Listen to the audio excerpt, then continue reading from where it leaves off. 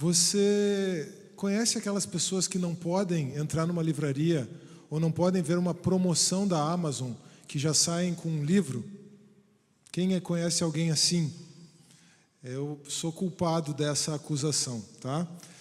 Se eu entrar numa livraria, é muito provável que eu saia de lá com um livro, ou se aparecer uma promoção da Amazon na minha frente, é muito capaz que eu compre um livro. Talvez nesse momento em que a gente está em transição, assim, eu até estou bem comportado, né, querida? Tirando esse livro que eu comprei ontem ou hoje, eu estava indo muito bem, até foi ontem ou foi hoje que eu comprei? Hoje, eu estava indo muito bem, até hoje que eu comprei um livro, bem caro, por sinal, mas era o que eu precisava, gente. Eu precisava mesmo para o doutorado, tá? Mas eu estava indo bem. E uma coisa que eu dizia para mim mesmo, uma coisa que eu digo para mim mesmo quando eu tento fugir dessa tentação de comprar mais livros do que eu posso ler, é assim: eu preciso primeiro ler os livros que eu já tenho, depois eu compro outros. Quem aqui às vezes pensa assim também?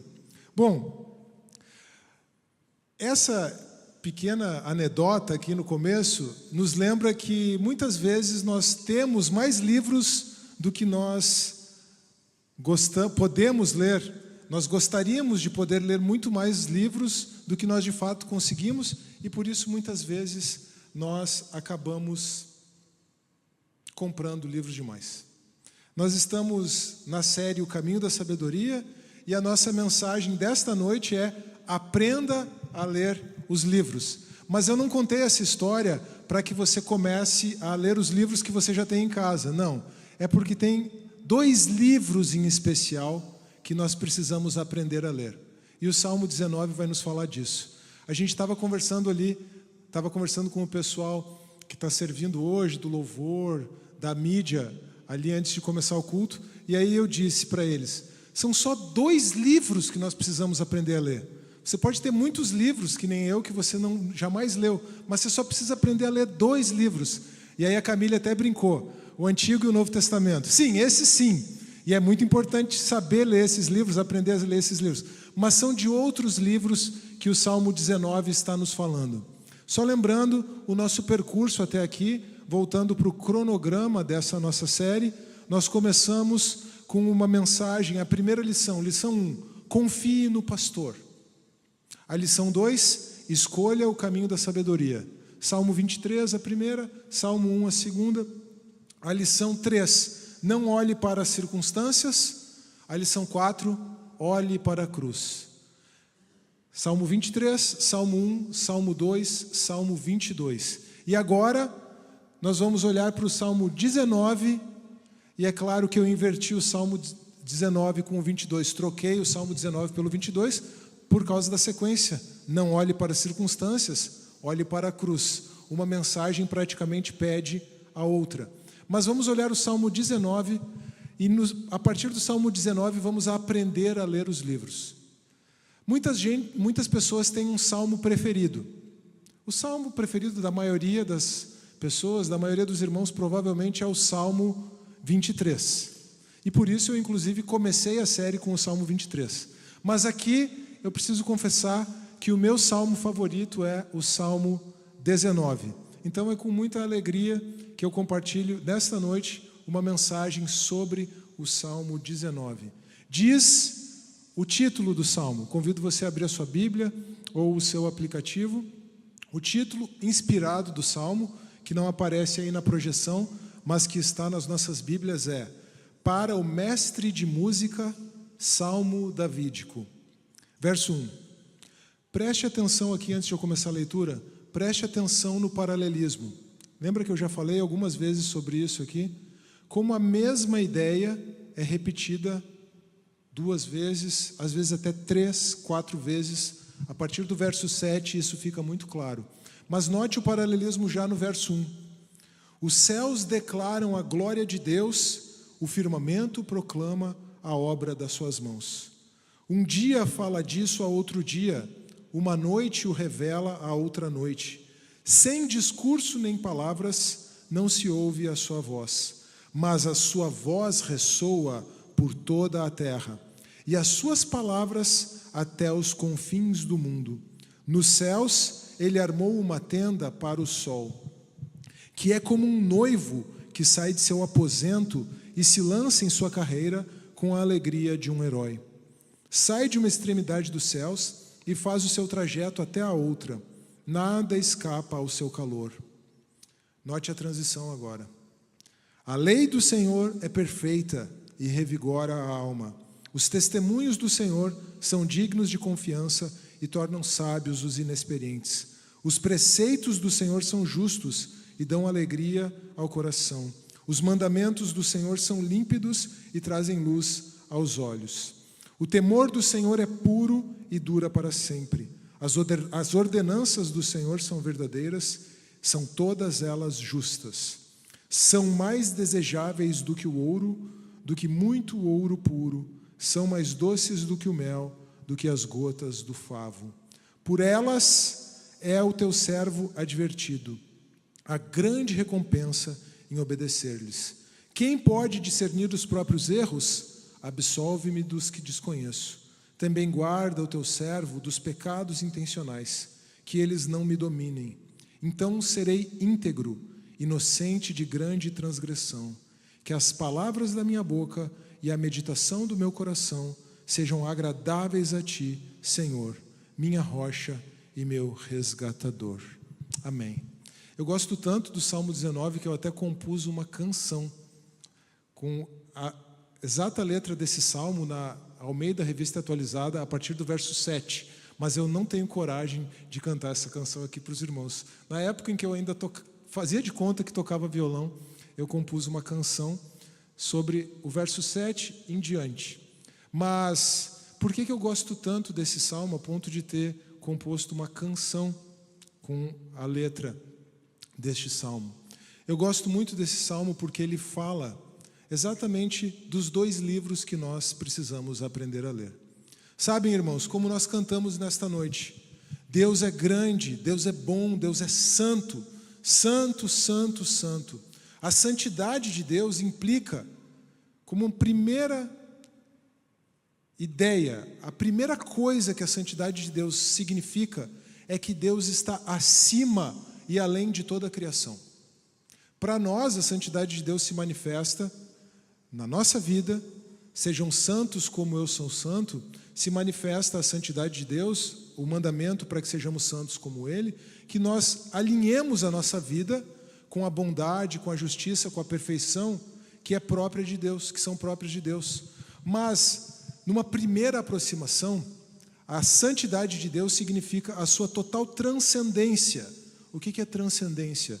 Deus está além de toda a criação. Deus é tão grande que Ele está além de toda e qualquer compreensão humana. O ser humano por si só não conseguiria compreender nada sobre Deus. É por isso que aprouve a Deus, foi da vontade de Deus se revelar a nós. Como Deus é tão grande, tão perfeito, tão santo, que nós seríamos incapazes de conhecê-lo por nosso próprio esforço, Ele mesmo decidiu se revelar. E Deus se revela de duas maneiras.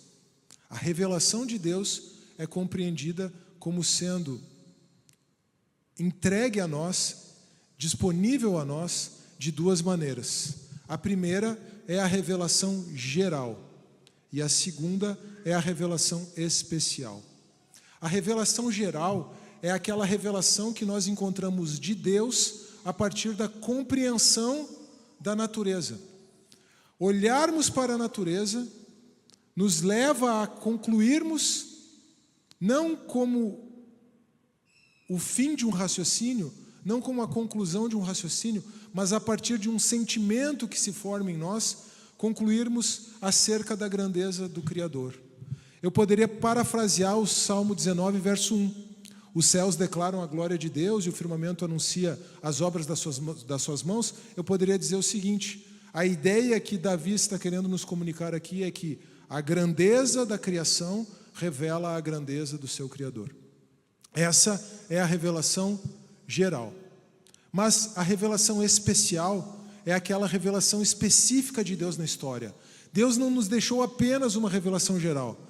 Deus não nos deixou apenas uma revelação que nós encontramos na natureza e que nós conseguimos acessar com a nossa razão natural. Deus nos deu uma revelação especial. Ele escolheu um povo, Ele se relacionou com esse povo, Ele nos deu uma palavra escrita, as Escrituras, e acima de tudo, o ponto culminante da revelação especial de Deus é a pessoa de Jesus Cristo. Eu poderia até dizer, tudo aquilo que Deus revelou para nós, que nós precisamos saber, está em Jesus. A revelação geral, a natureza. A revelação especial, Cristo e as Escrituras. Esses são os dois livros, ou essas duas revelações nos falam de dois livros. O primeiro livro é o livro da natureza. O segundo livro é o livro da Escritura. E são esses os dois livros que nós precisamos aprender a ler. Se nós olharmos o Salmo 19 se divide num esboço muito simples, muito fácil. Eu não sei se os irmãos têm percebido, mas semana após semana, eu tenho construído as pregações aqui simplesmente a partir de um esboço de cada salmo que nós temos considerado. Perceberam isso? Os pontos da pregação nada mais são do que pontos de um esboço de 3 pontos para facilitar do salmo. Pela misericórdia de Deus, essa foi uma prática que eu fui desenvolvendo na minha própria leitura bíblica, no meu próprio estudo bíblico. Já estou entrando no segundo ponto aqui, no livro da Escritura, mas eu me disciplinei. A cada texto que eu leio, eu procuro resumi-lo em pelo menos 3 pontos. É claro que às vezes o texto pode ser um capítulo mais longo, ele pode exigir mais pontos num resumo do que 3. Mas para transformar numa pregação, aí a gente faz um esforço para ficar com apenas 3 pontos. E por que é importante eu trazer aqui esses 3 pontos que fluem naturalmente do texto e não ideias da minha cabeça, para nós darmos primazia à palavra de Deus em toda a nossa reflexão. Muito do que o Hernandes falou na semana passada, né, Pedrinho? Estávamos lá no sábado ouvindo o Hernandes Dias Lopes em Porto Alegre. Mas então, irmãos, o primeiro livro que nós vemos no Salmo 19 é o livro da natureza, versos 1 a 6. O segundo livro é o livro da Escritura, versos 7 a 12. E depois, pode voltar no esboço ali, Gui, que está tudo ali, por favor. E depois, o livro da natureza. Primeiro livro, o livro da natureza, versos 1 a 6. Segundo livro, o livro da Escritura, versos 7 a 11. Terceiro livro, ou melhor, terceiro ponto, não são 3 livros, são 3 pontos apenas, me atrapalhei. Primeiro livro, o livro da natureza. Segundo livro, o livro da Escritura. Terceiro ponto, a atitude de quem aprende a ler os livros, versos 12 a 14. Então vejam, irmãos, não se trata simplesmente de um conhecimento teórico. Não se trata simplesmente de desenvolver a nossa mente para compreendermos a natureza ou desenvolver a nossa mente para compreendermos as Escrituras. Aliás, veja só que interessante. Para ler o livro da natureza, qual é o recurso que nós temos? A ciência, não é isso? Não é a ciência que nos ensina como compreender o livro da natureza? Então, o primeiro livro nos remete à ciência. Agora, para lermos a Escritura, o segundo livro, de que recurso nós precisamos? Para lermos o livro da Escritura, nós precisamos da teologia. Às vezes as pessoas têm medo dessa palavra, mas todos têm uma teologia. Quer ela seja boa, quer ela seja ruim. Se você tem medo da palavra teologia, saiba que você não tem como fugir da teologia. Teologia é o discurso sobre Deus. E todos têm um discurso sobre Deus. Todos pensam coisas sobre Deus. Todos estudam coisas sobre Deus. O que nós podemos escolher é se a nossa teologia vai ser boa ou ruim. Uma teologia ruim vai nos levar a ler mal o livro das Escrituras. Assim como uma ciência ruim vai nos levar a compreender mal o livro da natureza. Então, o livro da natureza é decodificado, é lido a partir da ciência. O livro das Escrituras é lido, é compreendido por nós, decodificado, a partir da teologia. Mas vamos para os livros, então. Primeiro livro, o livro da natureza. Versos 1, eu vou ler do verso 1 até o 4 novamente. Poderíamos ir até o 6. Aliás, os 5 e o 6 são bem interessantes, falando sobre o sol como um noivo. Eu até vou fazer menção a isso, mas eu vou ler apenas o verso 1 até o 4. Os céus declaram a glória de Deus, o firmamento proclama a obra das suas mãos. A grandeza da criação reflete a grandeza do seu Criador. Um dia fala disso a outro dia, uma noite o revela a outra noite. Sem discurso nem palavras não se ouve a sua voz, mas a sua voz ressoa por toda a terra e as suas palavras até os confins do mundo. Aí a segunda parte do verso 4 já fala de uma tenda armada no céu para o sol, que sai, faz o seu percurso como um noivo, porque é como se ele estivesse indo em direção a um casamento com a terra, e aí ele retorna ao seu lugar. Mas vejam o que diz o verso 3. O verso 3 nos diz, já vimos, né? O que é importante da ideia dos versos 1 e 2 é que a grandeza da criação revela a grandeza do seu Criador, ou a glória da criação revela a glória do seu Criador. O interessante do verso 3 é que Davi afirma que a natureza se expressa num discurso sem voz. Percebem isso? Isso significa, então, que esse discurso da natureza que aponta para a glória de Deus não é como uma pregação. Uma boa pregação vai apontar para a glória de Deus, certo? Como você ouve o discurso de uma boa pregação? Com os seus ouvidos. O discurso da natureza que aponta para a glória de Deus não é como o discurso escrito nas Escrituras. Como você compreende o discurso das Escrituras? Lendo, com a sua visão, com a sua compreensão. Então, a natureza, ao proclamar a glória de Deus, tem um discurso sem voz. Como nós podemos compreender esse discurso? Olhando para passagens como essas, e mais do que isso, olhando para a experiência humana, essa experiência humana de contemplação da natureza, que leva as pessoas a formarem de forma direta, de maneira direta, a convicção de que existe um Deus Criador. Grandes teólogos já falaram de um senso de divindade, um senso de divindade. Então é como se nós tivéssemos sido criados, como não? Nós fomos criados por Deus com um senso, um sexto sentido, se você me permite falar assim, mas não é como o do Homem-Aranha quando ele está em perigo. Não, é um sexto sentido, além da visão, do olfato, do tato, é um sexto sentido. Um sentido que é despertado quando nós contemplamos a criação, certo? O senso de divindade, o sentido da divindade. E a gente vê isso no Salmo 19, a gente vê isso no capítulo 1 da carta de Paulo aos Romanos. Agora, existe um problema. O problema é que o coração do ser humano é tão corrupto e muitas vezes as pessoas estão tão imersas no pecado que elas até continuam mantendo esse senso, esse sentido, mas elas não conseguem compreender esse sentido. É como se você entregasse a Bíblia para uma pessoa analfabeta. E aqui eu não estou falando daquele testemunho que acontece muito, aqueles testemunhos de pessoas que são analfabetas, mas que aprendem a ler lendo a Bíblia. Não é isso. É como se você entregasse a Bíblia para uma pessoa analfabeta, certo? Você tem ali um discurso, mas aquela pessoa não consegue entender.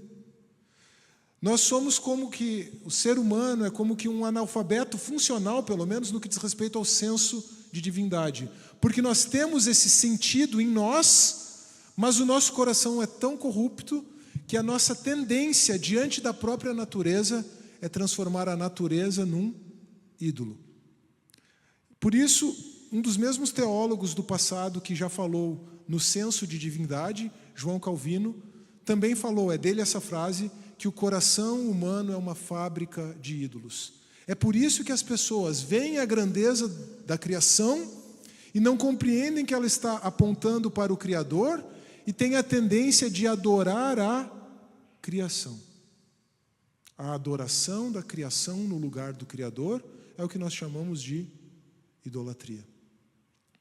E veja que interessante como o salmista aqui faz questão de colocar as coisas no seu devido lugar. Porque ele diz assim: Deus colocou uma tenda para o céu no sol. Qual é a tendência dos povos na história? Eles veem o sol lá, o sol que ilumina a terra, o sol que é fonte de calor, o sol que é tão importante para a nossa vida, e a tendência das pessoas é transformar o sol num Deus.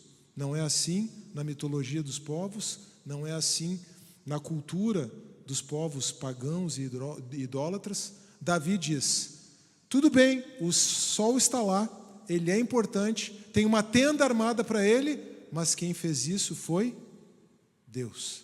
Não é o sol que é Deus, o Senhor é Deus. Agora vejam, irmãos, se nós contemplamos a natureza com um coração correto, esse sentido da existência de Deus se forma em nós. Então nós podemos contemplar a natureza e compreender que existe um Deus. Essa é uma coisa. A outra coisa é como nós podemos compreender o livro da natureza. Nós podemos compreender o livro da natureza por meio da ciência. O ser humano observa, o ser humano descreve fenômenos, o ser humano faz previsões a partir daquilo que ele já descreveu, e isso é a ciência. A ciência funciona dessa maneira. Acontece que, quando as pessoas fazem ciência sem Deus, a ciência também se torna um ídolo. A única diferença é que o ídolo é deslocado. Os povos da antiguidade adoravam a própria natureza. Hoje em dia, existe uma tendência entre as pessoas a colocar a idolatria na ciência. E tem algo muito interessante aqui. Sabe, eu fiz uma disciplina de filosofia da ciência no doutorado. E o meu professor, o professor de filosofia da ciência, ele mesmo diz isso. As pessoas hoje em dia confiam na ciência, como se a ciência fornecesse resultados infalíveis. Não, a ciência, ela sempre apresenta conclusões transitórias. A melhor conclusão que a gente pode ter, mas algo sempre com um ponto de interrogação. Porque amanhã ou depois pode se desenvolver uma nova teoria científica, pode se descobrir algo diferente, e aí toda uma teoria é colocada de lado. Claro, como a ciência no dia a dia permite fazer previsões, porque se ela não permitisse, ela não seria ciência, é uma questão conceitual. Então as pessoas pensam, eu posso prever, eu posso calcular a força da gravidade, eu posso saber em quanto tempo algo vai cair, eu posso prever, então a ciência confere certeza. É verdade, e é por isso que a ciência é o melhor recurso que nós temos para compreender o livro da natureza, mas a ciência, enquanto tal, é provisória, é transitória. A ciência não pode ocupar o lugar de Deus. Ciência sem Deus é idolatria. Tudo bem? Agora eu preciso falar de uma outra questão, bem difícil. E aqui eu estou entrando numa esfera um pouquinho delicada. Vejam, a minha interpretação a partir do Salmo 19 é que existem dois livros, o livro da natureza e o livro das Escrituras. E nós, então, somos convidados por Deus a aprender a ler os dois livros. O primeiro aspecto de aprender a ler o livro da natureza é que, ao contemplarmos a natureza, somos levados a contemplar a grandeza do seu Criador, a refletir sobre a grandeza do seu Criador. Contemplamos a natureza e compreendemos a grandeza de Deus.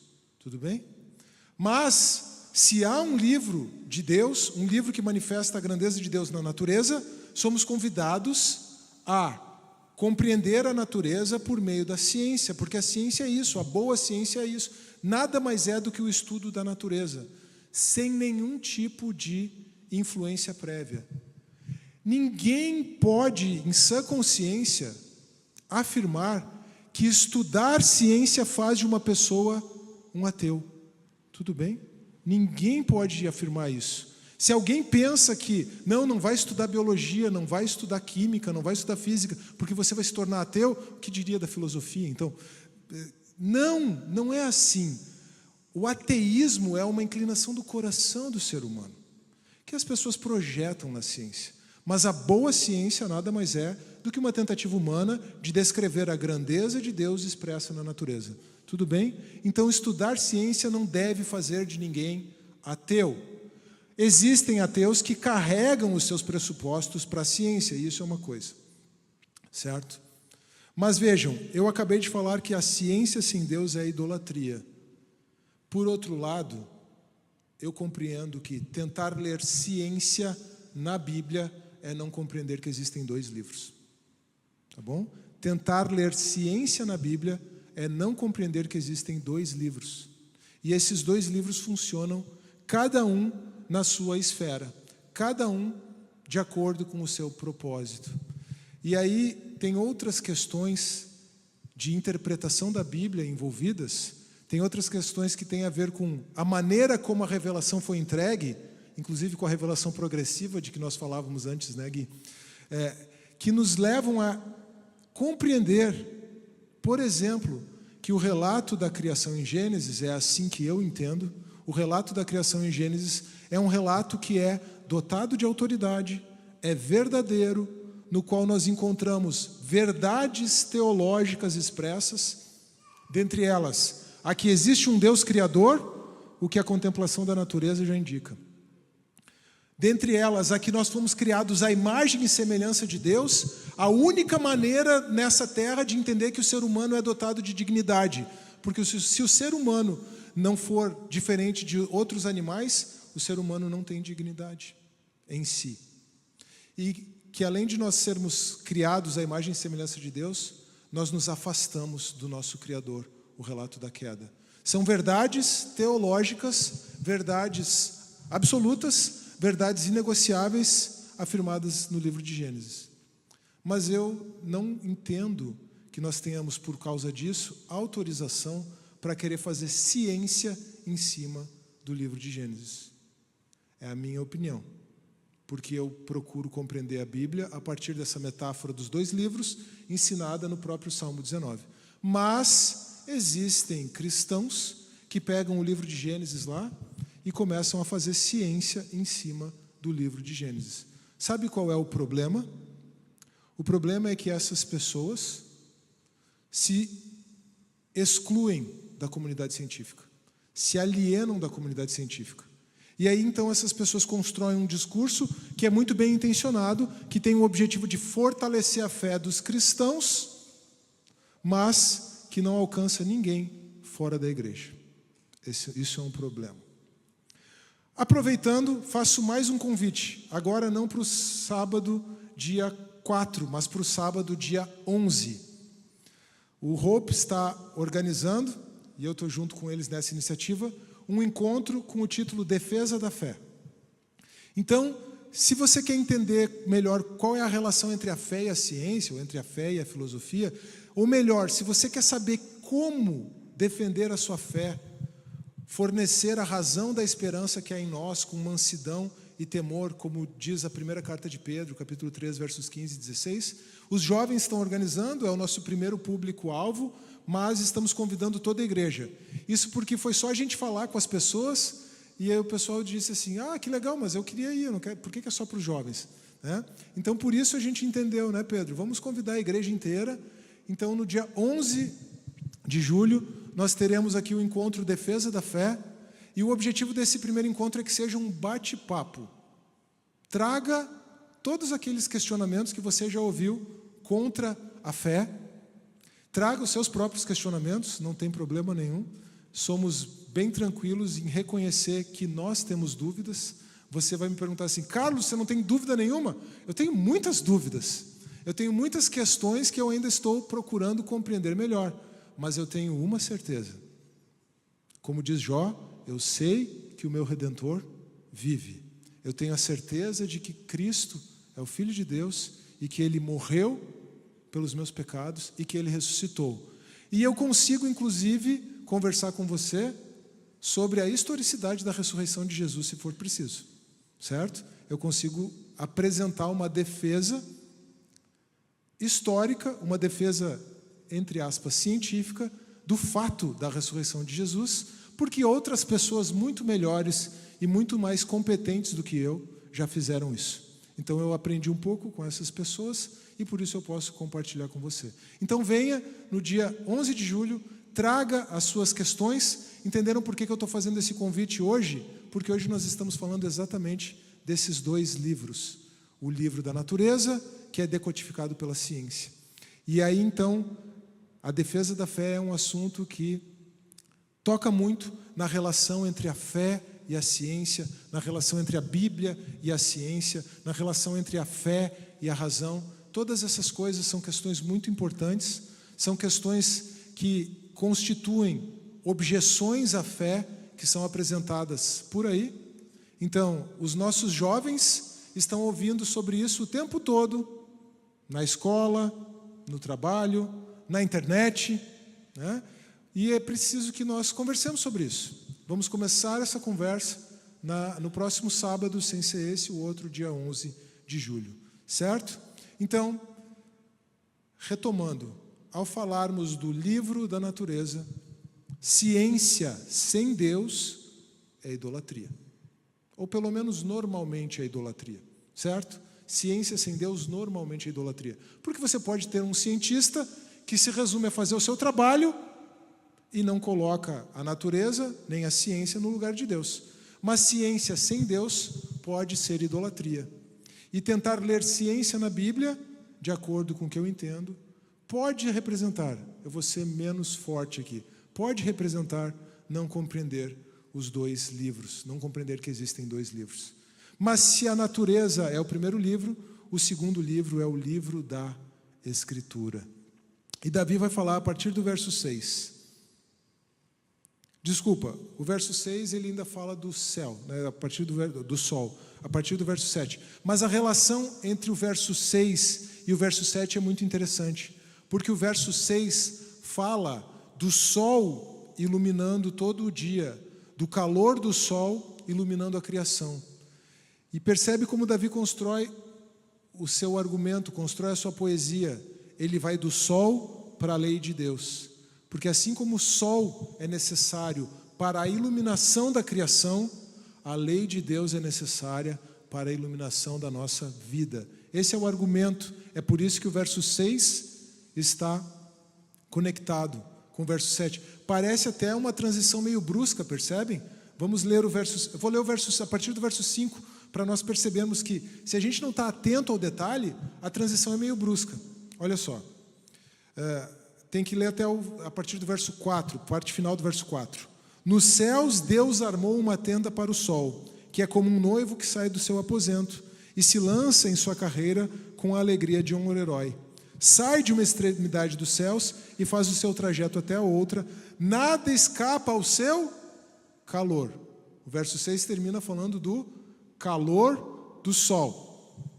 Com essa ideia gravada, a pessoa que está ouvindo o salmo, porque o salmo era cantado, é apresentada a uma outra figura, a lei do Senhor. Nada escapa ao calor do sol, nada escapa ao calor da lei do Senhor. A lei do Senhor é perfeita e revigora a alma. Os testemunhos do Senhor são dignos de confiança e tornam sábios os inexperientes. Os preceitos do Senhor são justos e dão alegria ao coração. Os mandamentos do Senhor são límpidos e trazem luz aos olhos. O temor do Senhor é puro e dura para sempre. As ordenanças do Senhor são verdadeiras, são todas elas justas. São mais desejáveis do que o ouro, do que o muito ouro puro. São mais doces do que o mel, do que as gotas do favo.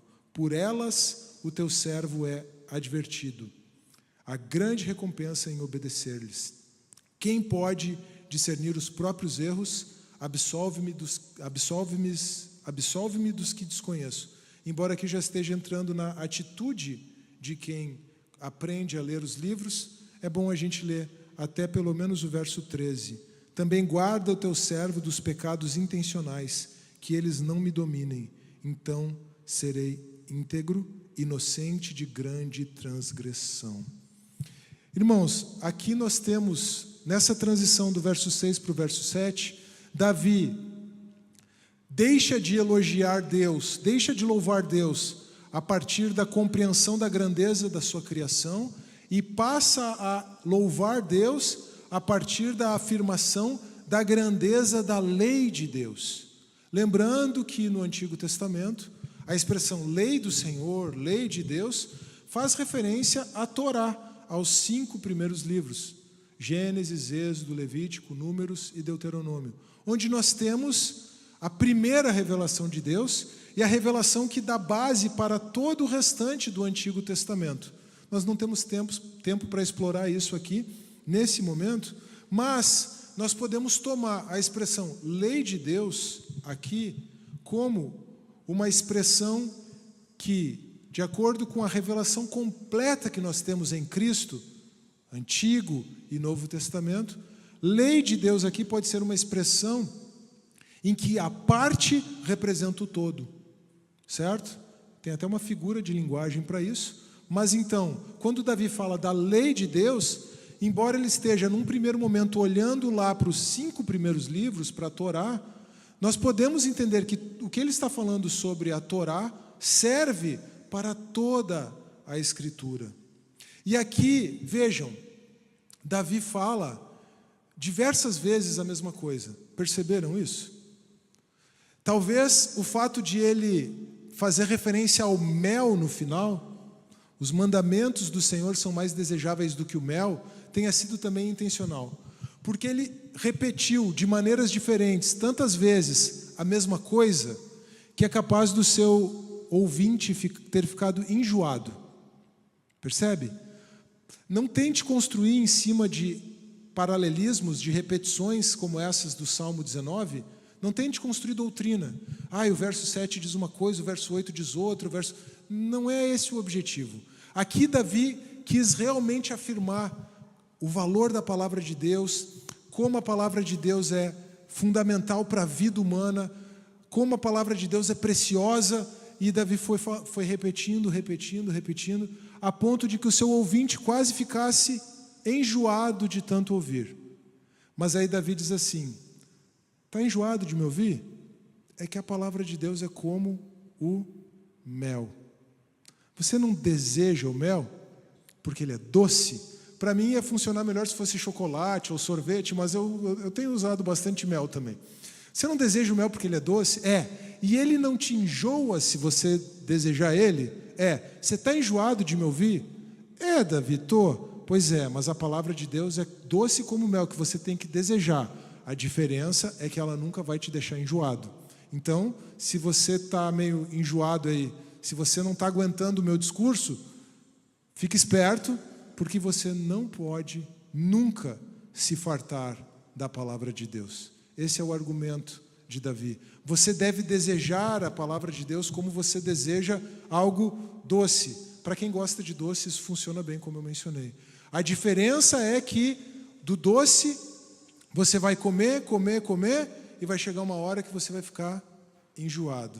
Mas a palavra de Deus nunca será demais. Deseje a palavra de Deus, viva a palavra de Deus, busque a palavra de Deus e a sua vida será transformada por ela. É isso que ele diz. Ele diz que a função da palavra de Deus é instruir, é corrigir, é restaurar. E aí então, toda essa porção do Salmo 19 me lembra de 2 Timóteo capítulo 3, versos 16 e 17, que diz assim: toda a Escritura é inspirada por Deus e útil para o ensino, para a repreensão, para a correção e para a instrução na justiça, a fim de que o homem de Deus seja apto e plenamente preparado para toda a boa obra. Então, irmãos, o Salmo 19 se conecta com uma passagem como 2 Timóteo 3,16, nos falando do valor da palavra de Deus, da finalidade que a palavra de Deus tem. Então veja, é muito importante nós compreendermos as Escrituras. Muito importante. É muito importante, inclusive, para a defesa da fé. A gente estava falando sobre isso antes. eu e o Gui estávamos conversando exatamente sobre isso. Muitas vezes, as objeções que as pessoas têm à fé cristã é porque elas não entendem o que a Bíblia diz. E muitas vezes nós mesmos não entendemos o que está escrito ali e não temos resposta para uma objeção que alguém apresenta. Então é claro que é muito importante compreendermos a Escritura. Se você quiser compreender melhor a Bíblia, eu estou à disposição. Até acabamos de agendar, né, Enio, na semana que vem. Se você quer compreender melhor a Bíblia, eu estou à disposição. Mas não se trata apenas de ter conhecimento intelectual das Escrituras. Não se trata disso, irmãos. A atitude de quem aprende a ler os livros. Nós vamos para o último ponto. A atitude de quem aprende a ler os livros é arrependimento e humildade. Veja o que Davi fala nos versos 12 a 14. Eu vou ler de novo. Quem pode discernir os próprios erros? Absolve-me dos que desconheço. Também guarda o teu servo dos pecados intencionais, que eles não me dominem.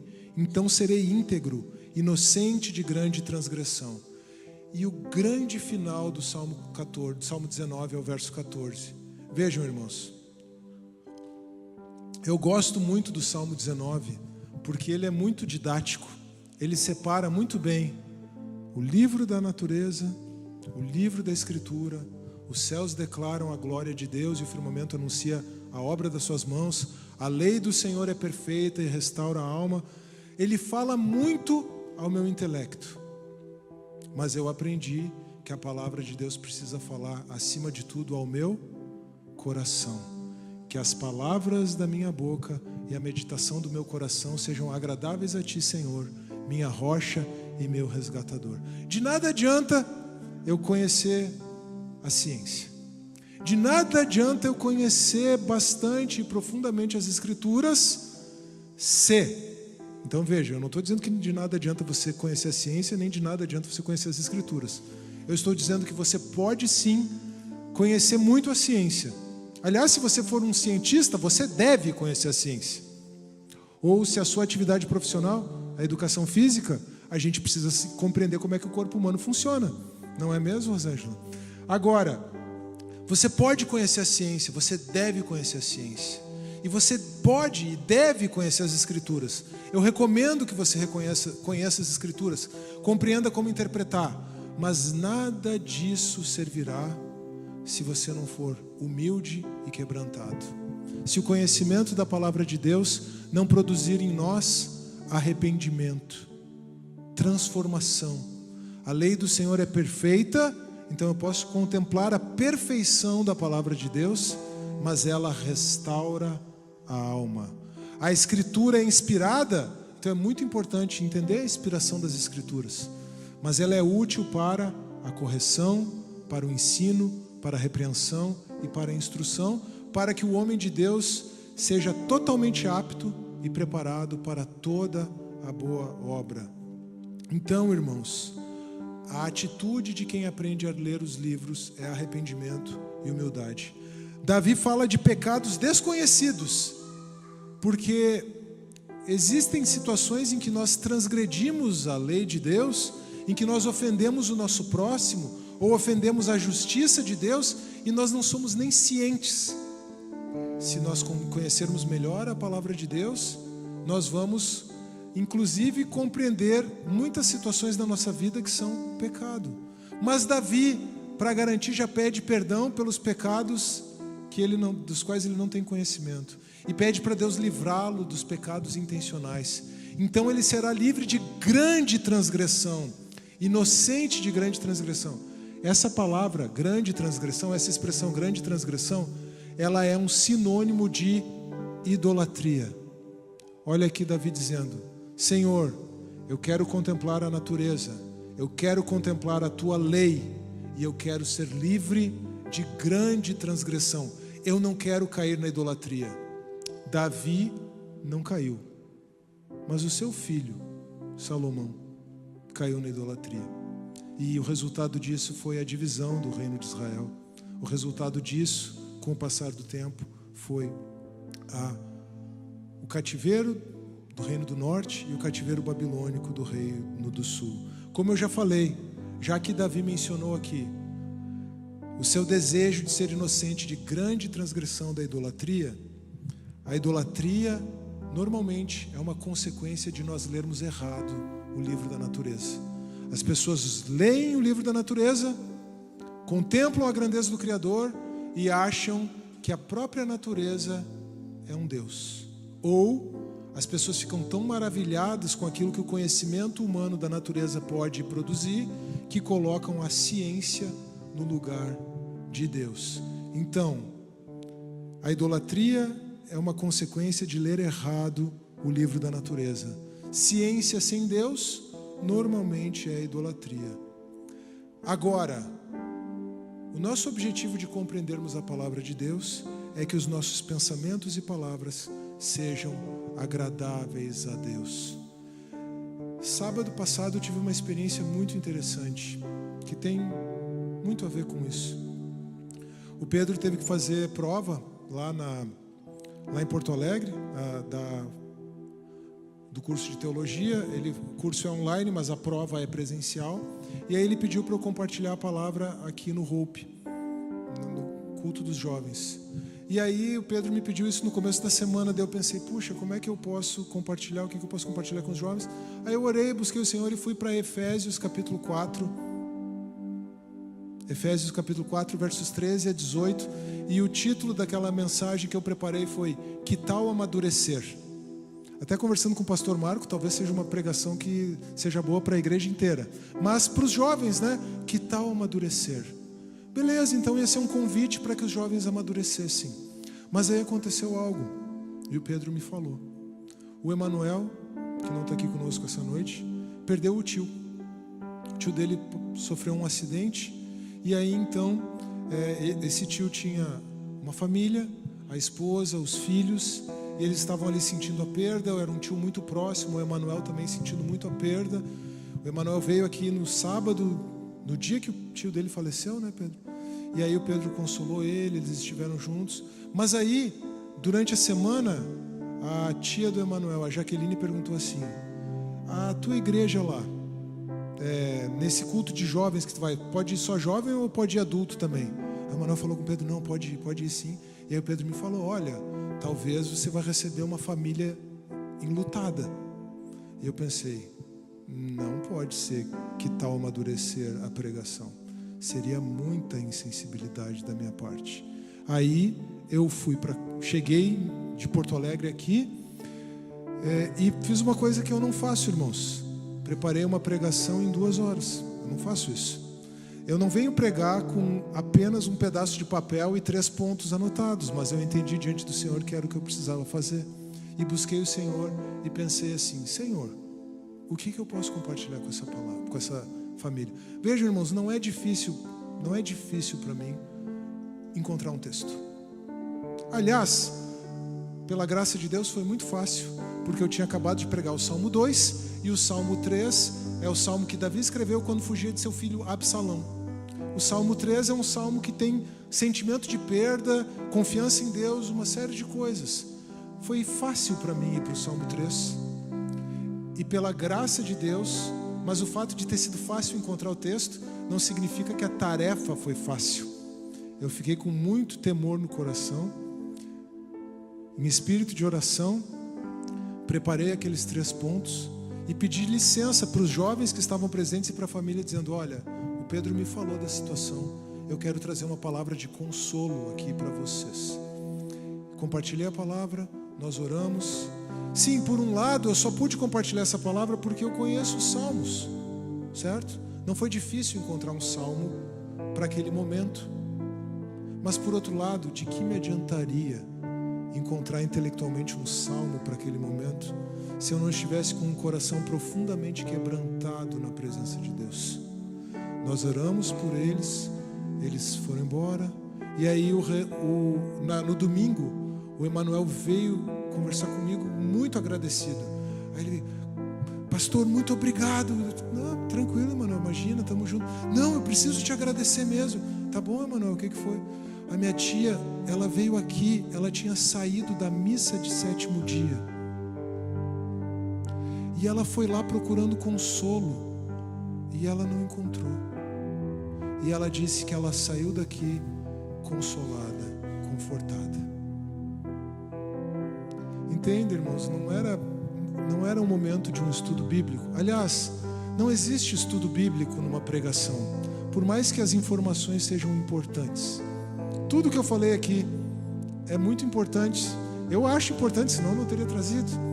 Mas todas essas informações, se elas não servirem para revelar a glória de Deus e para que nós tenhamos um coração quebrantado na presença de Deus, elas não servem de nada.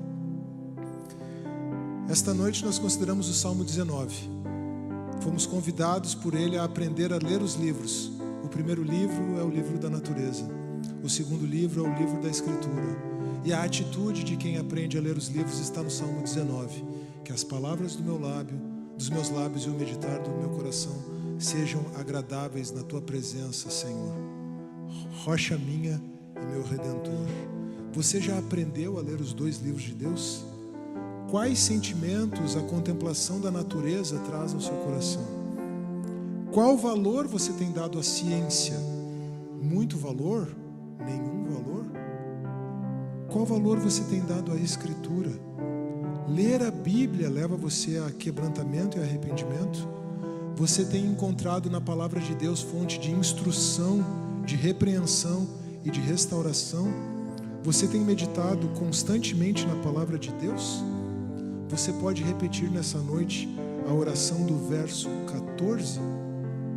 Só pode fazer isso quem reconhece ao Senhor como sua rocha e seu Redentor. Vamos orar? Vamos nos colocar de pé e vamos clamar ao Senhor. Vamos fazer do verso 14 a nossa oração nessa noite.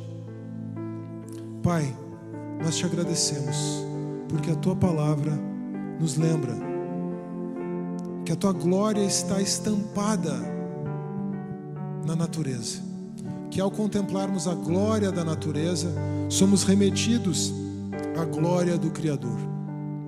Mas tu não nos deixaste apenas com a natureza, tu nos entregaste a tua palavra escrita.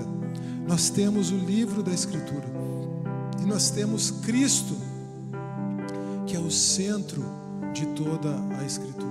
E por causa de Cristo, nós podemos, ao ler a Bíblia e ao contemplar a natureza, repetir a oração do Salmo 14, do Salmo 19, verso 14.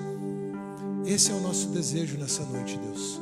Que as palavras da minha boca e a meditação do meu coração sejam agradáveis a Ti, Senhor, minha rocha e meu resgatador. Recebe nosso louvor e a nossa adoração nesta noite, em nome de Jesus. Amém.